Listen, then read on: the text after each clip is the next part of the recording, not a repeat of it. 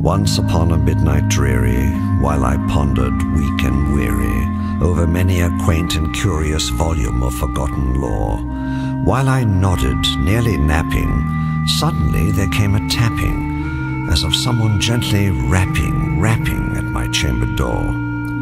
"'Tis some visitor," I muttered, tapping at my chamber door. Only this, and nothing more. Distinctly I remember, it was in the bleak December, and each separate dying ember wrought its ghost upon the floor. Eagerly I wished the morrow, vainly I had sought to borrow from my books surcease of sorrow, sorrow for the lost Lenore, for the rare and radiant maiden whom the angels named Lenore, nameless here forevermore. And the silken, sad, uncertain rustling of each purple curtain thrilled me, filled me with fantastic terrors never felt before, so that now, to still the beating of my heart, I stood repeating, "'Tis some visitor entreating entrance at my chamber door, some late visitor entreating entrance at my chamber door. This it is, and nothing more." Presently my soul grew stronger, hesitating then no longer. "Sir," said I, "or madam, truly your forgiveness I implore, but the fact is I was napping, and so gently you came rapping, and so faintly you came tapping at my chamber door, that I scarce was sure I heard you. Here I opened wide the door, darkness there, and nothing more. Deep into that darkness peering, long I stood there, wondering, fearing, doubting, dreaming dreams no mortal ever dared to dream before. But the silence was unbroken, and the stillness gave no token, and the only word there spoken was the whispered word, "Lenore." This I whispered, and an echo murmured back the word "Lenore." Merely this, and nothing more. Back into the chamber turning, all my soul within me burning, soon again I heard a tapping, somewhat louder than before. "Surely," said I, "surely that is something at my window lattice. Let me see them, what thereat is, and this mystery explore. Let my heart be still a moment, and this mystery explore. 'Tis the wind, and nothing more." Open here I flung the shutter, when with many a flirt and flutter, in there stepped a stately raven of the saintly days of yore. Not the least obeisance made he, not a minute stopped or stayed he, but with mien of lord or lady, perched above my chamber door, perched upon a bust of Pallas just above my chamber door, perched and sat, and nothing more. Then this ebony bird, beguiling my sad fancy into smiling by the grave and stern decorum of the countenance it wore, "Though thy crest be shorn and shaven, thou," I said, "art sure no craven, ghastly, grim and ancient raven, wandering from the nightly shore. Tell me what thy lordly name is on the night's Plutonian shore." Quoth the raven, "Nevermore."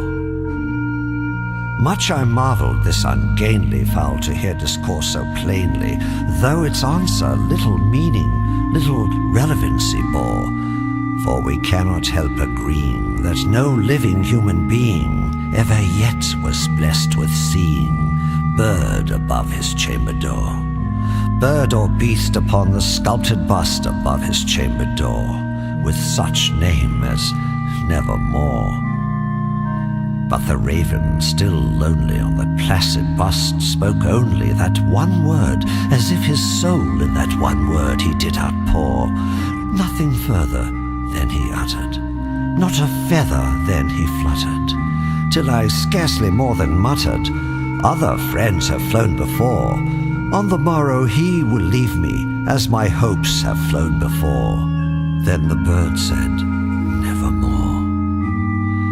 Startled at the stillness broken by reply so aptly spoken, doubtless, said I, what it utters is its only stock and store, caught from some unhappy master, whose unmerciful disaster followed fast and followed faster, till his songs one burden bore, till the dirges of his hope that melancholy burden bore, of never, nevermore. But the raven, still beguiling all my fancy into smiling, straight I wheeled a cushioned seat in front of bird and bust and door. Then upon the velvet sinking, I betook myself to linking fancy unto fancy, thinking what this ominous bud of yore, what this grim, ungainly, ghastly, gaunt and ominous bud of yore meant in croaking nevermore. Thus I sat engaged in guessing, but no syllable expressing to the fowl whose fiery eyes now burned into my bosom's core. This and more I sat divining, with my head at ease reclining on the cushion's velvet lining that the lamplight gloated o'er, but whose velvet violet lining, with the lamplight gloating o'er, she shall press, nevermore.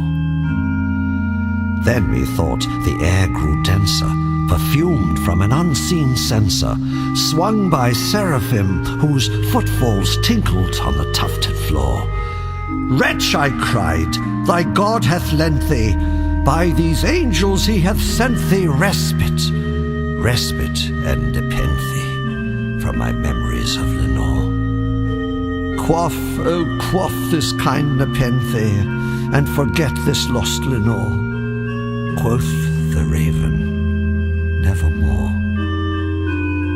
Prophet, said I, thing of evil, prophet still, if bird or devil, whether tempter sent, or whether tempest tossed thee here ashore, desolate, yet all undaunted, on this desert land enchanted, on this home by horror haunted, tell me truly, I implore, is there balm in Gilead?